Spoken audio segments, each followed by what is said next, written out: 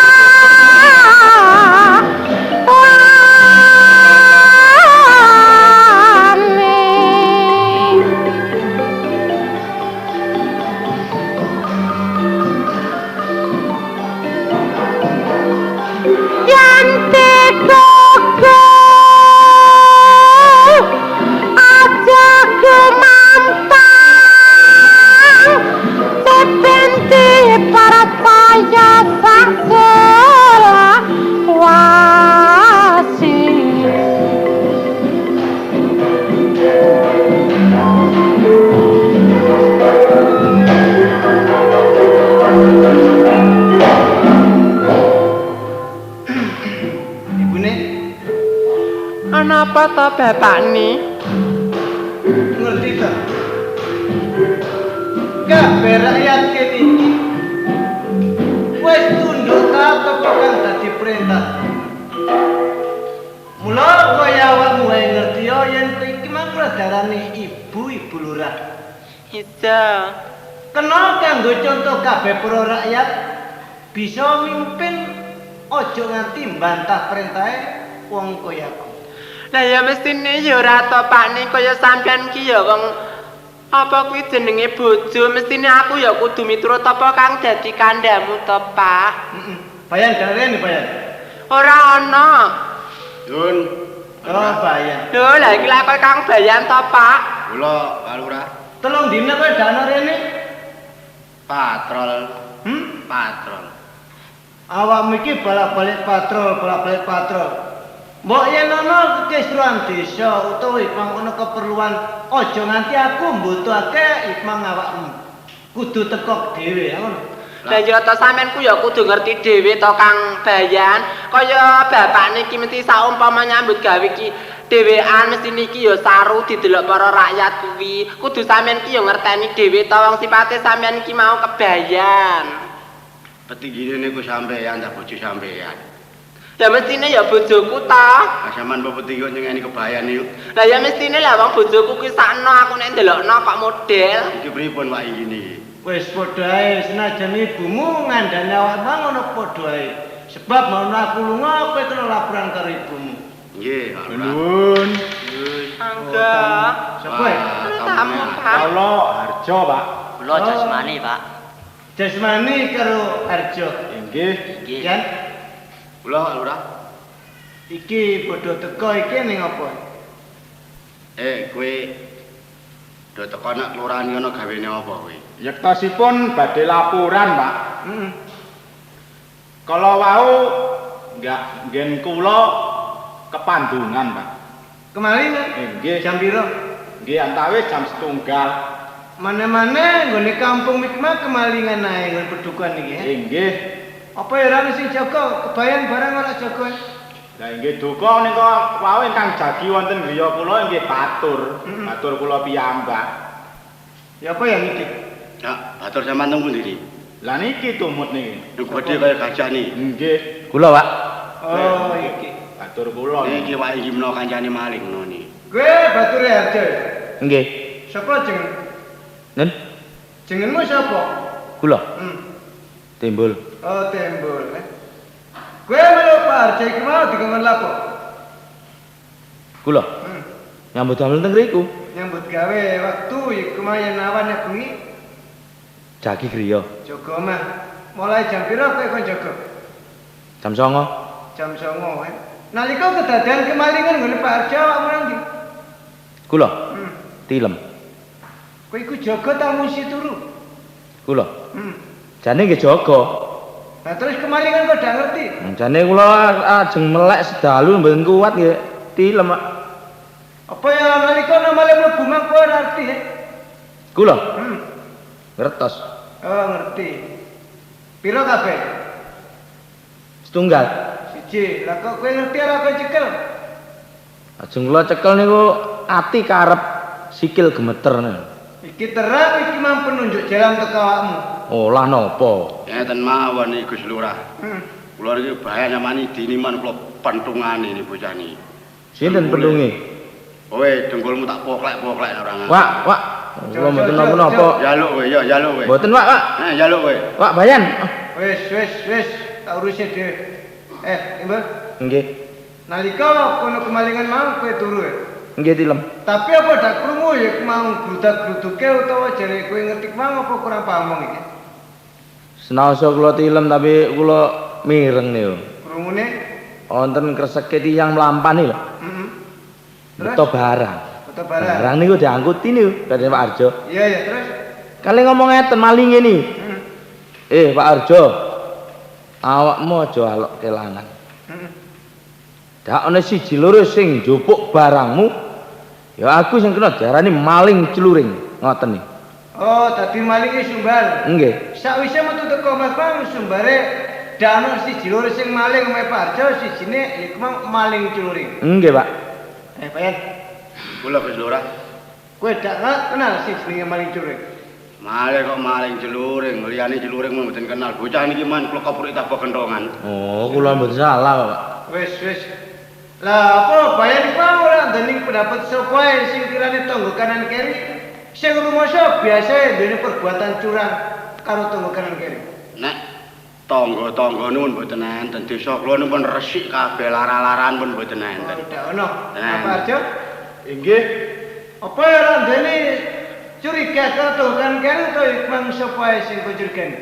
Wah, menawi kawula mboten wonten ingkang kula curigani lho. Anu, Pak. Ngeten lho Gus Lurah nggih. Kula tak melu ngomong niki nek Gus Lurah niku gathuk lho nggih. Iya ya. Zamane lak gadah rakyat zamani. Hmm. Selawase mangan men mboten kuat jarike men tambal 1000 lho. Iya terus Niki dina niku kebune mawon 40-50 niku kebune. 40-50 iku pira? Nggih niku semonten niku. 40-50 dadi 90. Nggih tri-tri niku napa wedok niku. Oh, anu Sulastri iki. Lah dalah nggih niku. Omahe niku mbiyen payon sakniki diganti welit mbon. Iki ono, Mas. Nggih teng griya niki wah berase perang-perang karung lho niku. Ayan. Timbul Kula. Parjo. Inggih. Parjo kalau timbul awakmu kudu balik mulih. Inggih. Ayan. Lho, Gus. Awakmu kudu nolak. Nemu di. Ayo ditekani menyang gone omahe sapa? Lastri niku. Lastri? Nggih. Mengko yen ana mukire utawa pangdawa. Pon mangke nek mukir kepruk-keprukane mangke mun kuwatir kula niki lak bayan tukang kepruk kula niku. Jos kula niki kangen wangsul, Pak. Balik mulih. Pamit, Pak. Ayo, Mbak, ya, ya. Nggih, ampun, Pak. Ya bali.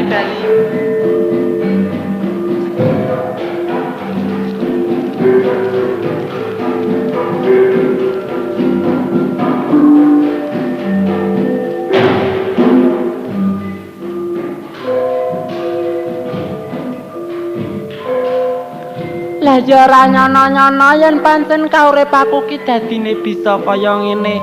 Bareng aku kenal karo Mas Sujono, malah aku bisa urip kang mulya. Saben dina aku dibantu karo Mas Sujono diwenehi dhuwit. Lan aku uga bisa nyambut gawe, aku bisa nerus-nerusake, bisa ngundak-ngundakake dhuwit. Amangka nalika biyen ki ora nyono yen pancen kaurip aku ki nganti bisa kaya ngene iki. Dik, Apa, Mas? lah awakmu iku mau teko ndi? Aku arep mlaku-mlaku, Mas. Ki ngene, Dik, ya. Ki mapan kebenaran. Pancen wis kendheki aku iku mau arep metuki karo sampean. Lah iki mapan kebenaran nek aku bisa metuk nek ngene sak tengah dalan. Ki ngene, Dik. Iki aku duwe barang. Barang iki sing perlu nek arep tak wenehno karo sampean. Lah nek wis barang iki tak wenehno karo sampean, sing separo kena samanku, sing separo kena kanggo paitan nyambut gawe. Perlune urip sampean iki ben aja kaya ngene. Soale nek wis sampean bisa nyambut gawe kudu sing setiti, kudu sing ati-ati sebab sampean iki ngilingi nek wis ora duweni wong tuwa lanang lan wadon, mung kari sedulur siji lanang. Lho alah Mas Sujono, wong mas-masan kok kaya ngene iki sampean entuk saka ngendi to, Mas? Wis soal anu ora perlu takon, ya. Sing penting wis tampon. Lah iki Ya, Mas. iki duwike. Ya, matur nuwun ya, Mas ya. Gandeng wis wae nyamene aku tak ndang bali soalnya aku darep-arep karo Tata.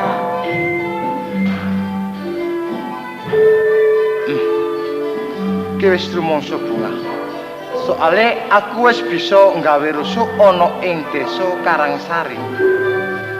Iki nek pancen Pak Lurah ngerti utawa kabeh strekat desa ngerti nek daerah kene iki kacone sarana maling cluring wong kaya aku. Mestine Pak Lurah iki bakal ngrekodaya piye bisane nyekel wong kaya aku ya. Ning senajan kaya ngono aku ora bakal pegat kaprayitnaning batin. Yen pancen wong kene isih duweni sifat ajigang ajigung sapa sira sapa ingsun, tetep bakal tak gawe rusuh sing apik. Jajal tak rungok-rungokno berita saka tangga kanan keri, mbok menawa ana berita sing ana bersangkutane marang aku.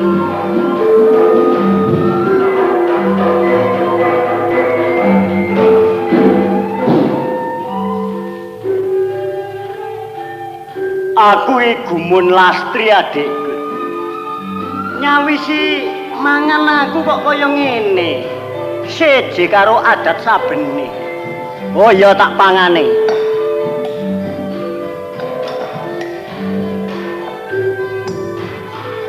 Wela. Iwake kok akeh timen. Senajan aku mangan enak kaya ngene ning ora kepenak dadi pikirku.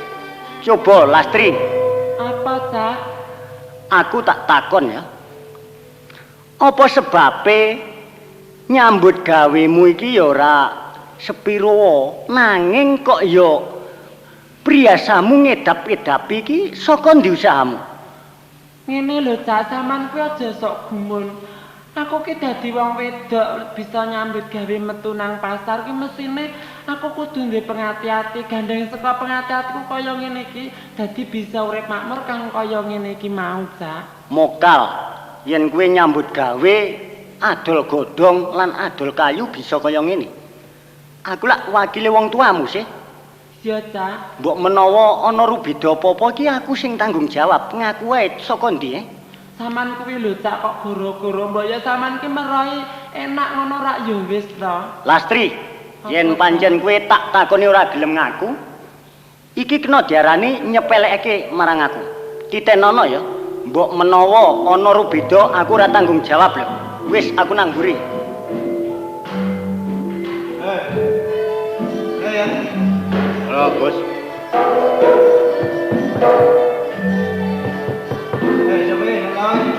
Monggo sinten iku?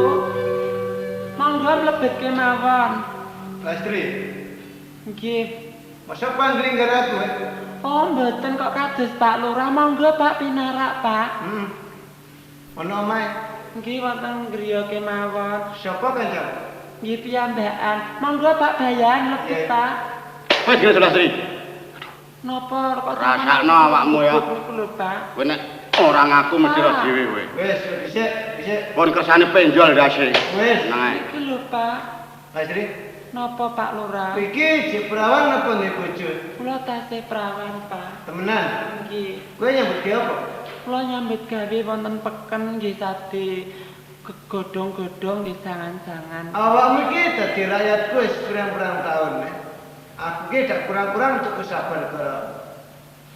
Kabeh mau ora perlu kon mukar-mukir sebab iki wis ana buktine. Awakmu nalika wingi berbuat maling apa dak? Lho, pripun to, Pak?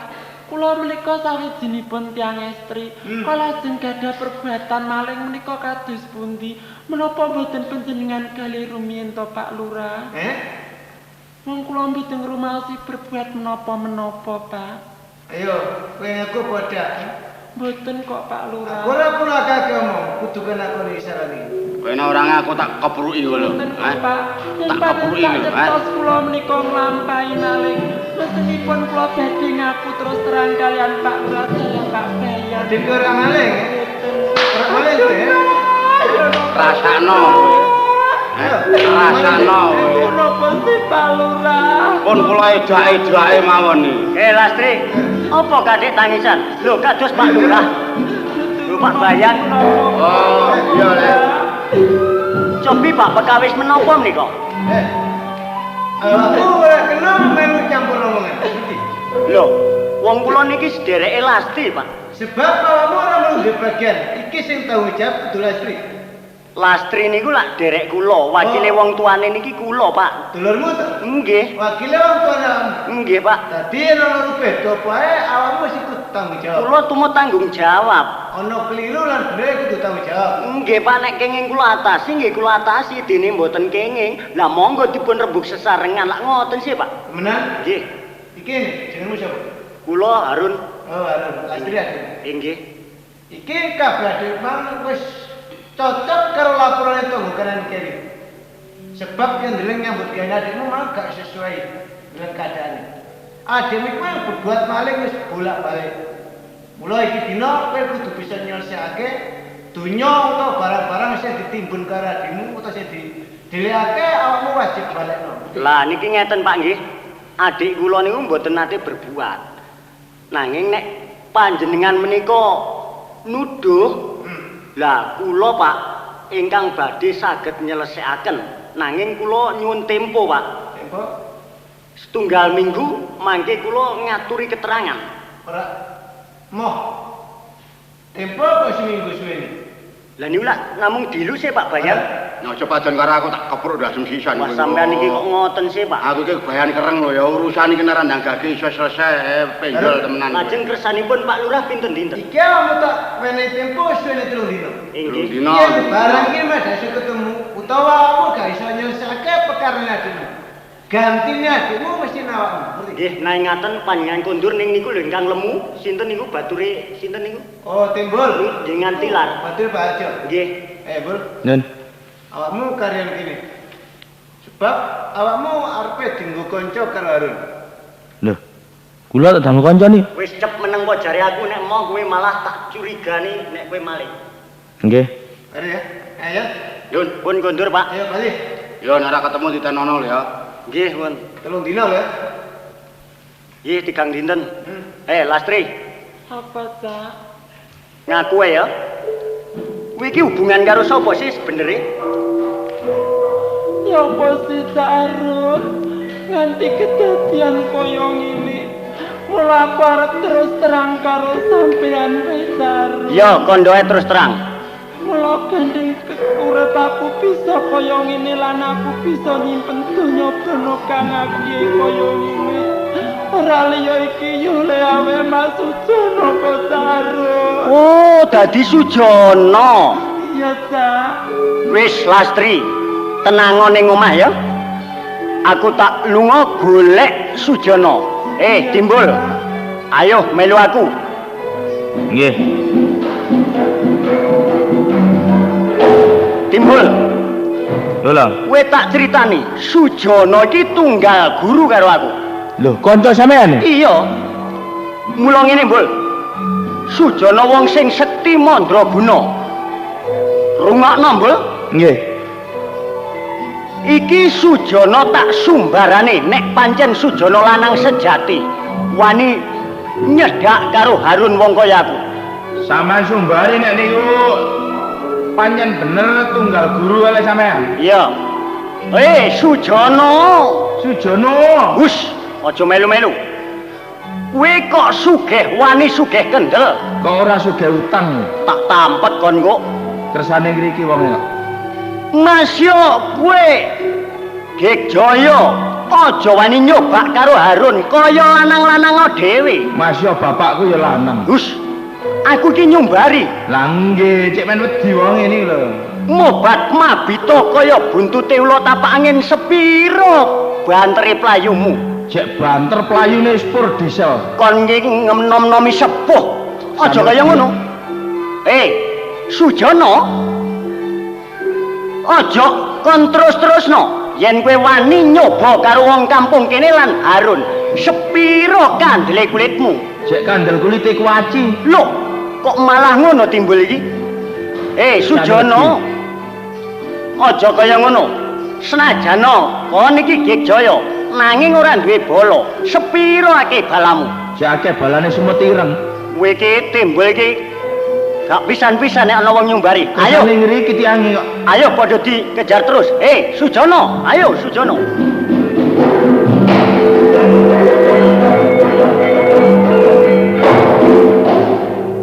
Mandek.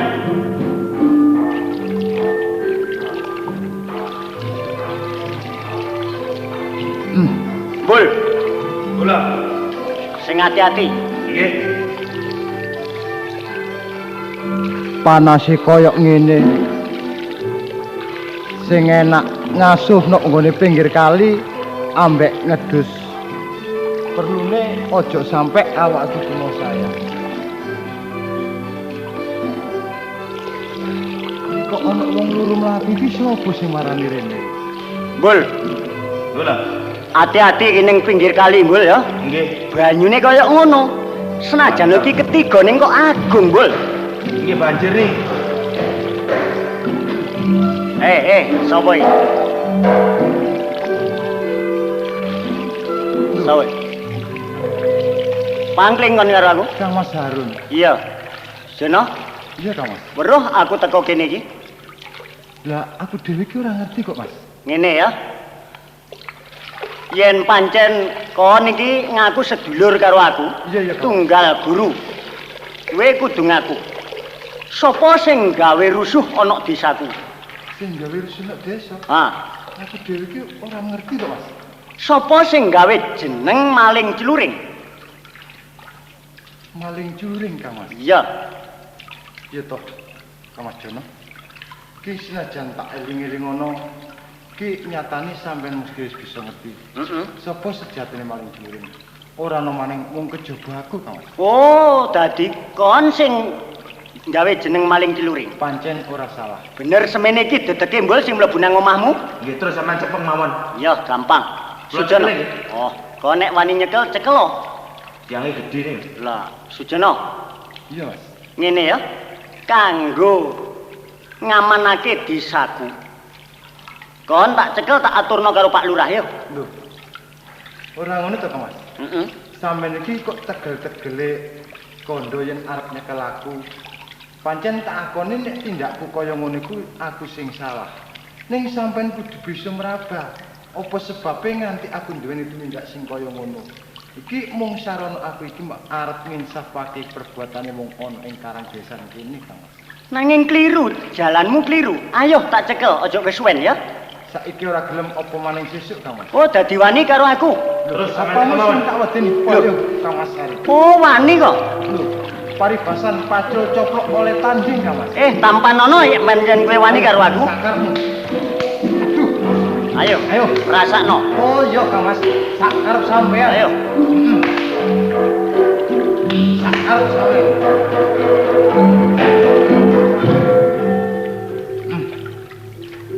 Dasar kapora wong julik Kang Mas Harun.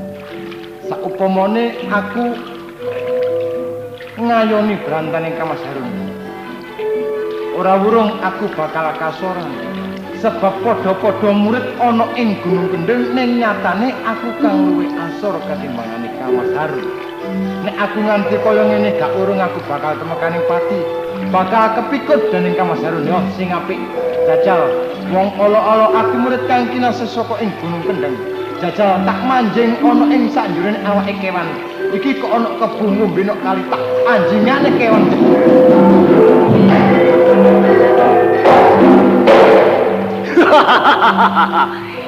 Sujono. Senajano kon mlebu soroting damar, Harun ora bakal kesamaran. Ayo, senajano kon mlebu sakjroning kewan kebu, tak leboni Sujono. Aduh, cilaka.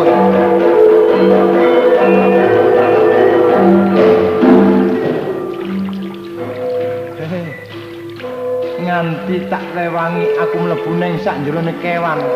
Ning apa semono Kang Mas Harun isih ngerti. Yo. Kang Mas. Ayo, yen pancen sampean nyoto murid kang kinasih saka Gunung Kendeng. Ayo, ubran. Aku arep melu iline banyu, Kang Mas. Wela. Dadak mlebu ning banyu. Ya, ora bakal kesamaran. Tak leboni Sujono. Ayo.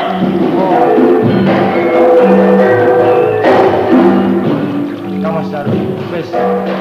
Aku pasrah bongkokan karo sampean, Kang Mas. Saupamane aku ora pasrah bongkokan ora wurung aku bakal kepikut. Yo, pancen tak akoni aku sing duweni tumindak sing kaya ngono. Aku pasrah, Kang Mas. Wis pasrah timen. Pasrah, Kang Mas. Ora bakal gawe kacau ning desaku. Ora. Pak Lurah lan Pak Bayan. Iya. Menika sampun pasrah bongkokan kalian kula, Pak. Dados kula sampun mboten gadah urusan kali sampean. Kowe sira urusan. Inggih. Sing urusan maling ciluring. Inggih. Maling ciluring. Ayo melu aku tak aterake menyang gone sing berwajib. Pramila menika, Pak. Nggih dipun sekseni. Sak kecepengipun maling celuring nggih Sujono, menika tamatipun cariyos maling celuring.